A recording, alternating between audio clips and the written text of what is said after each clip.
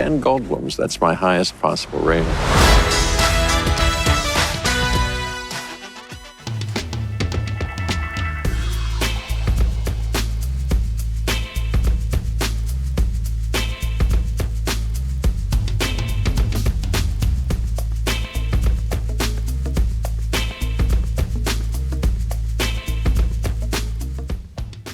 Well, I think everybody's curious. I don't know where we come from, after the Big Bang, some stardust occurred, and we're part of that. And stardust wishes to seek itself somehow, don't you think so? So there's something in us, and I'll tell you, that kind of wants to reach out, explore, adventure, and find out. And that's the thrill of life, isn't it? I was listening to some podcast the other day that says, who knows what happens after you die, but it might be, if this is all there is, that the greatest treasure we have is to be here for a fleeting moment, but we have the capacity to learn and find out what the heck is going on around us and where we are in this universe and what consciousness is and who we are.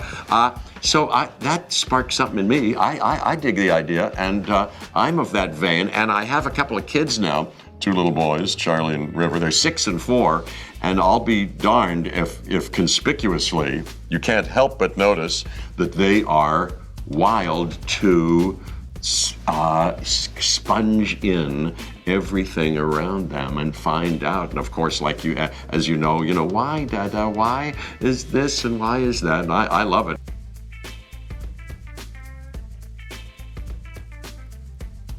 Not exactly a mission statement, but it organically kind of grew. It evolved in our conversations. They're so great, the people from Utopia and Nat Geo.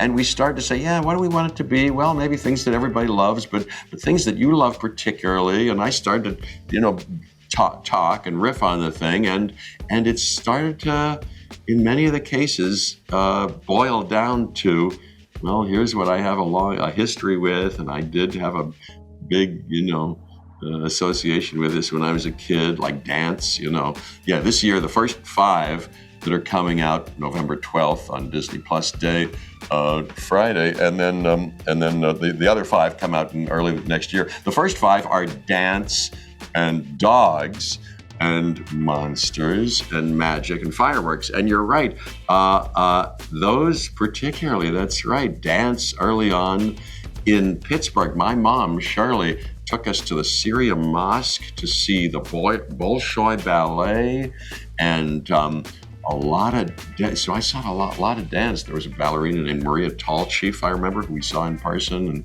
And we used to see all kind of things. We went to see native indigenous dancers in Pennsylvania, in some kind of show that made a big impression on me, as a matter of fact. And I took dance classes. She gave me tap dancing classes, and I studied with a guy named Mario Melodio. But I had a interest in dance, that's right, and then it developed, it became part of my life kind of later in one way or another. Also, fireworks, there was like a lot of kids when we grew up, and now I'm sure too, fireworks were part of the illicit and provocative and interesting thing, and magic, and the dogs certainly, and all that. What did and monsters, yeah.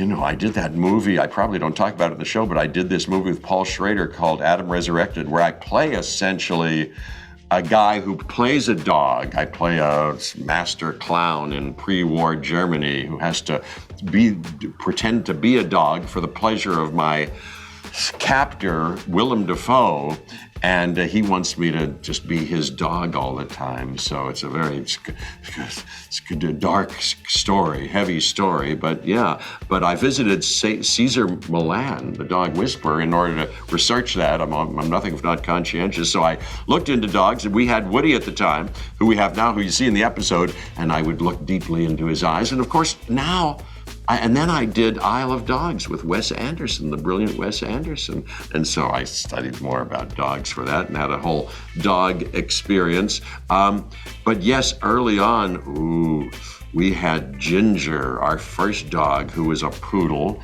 not unlike our dog now, Woody.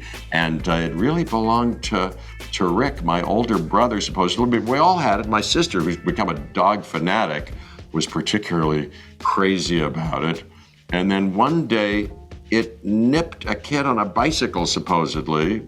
Didn't do much damage, but anyway, my parents were visited by the chief of police.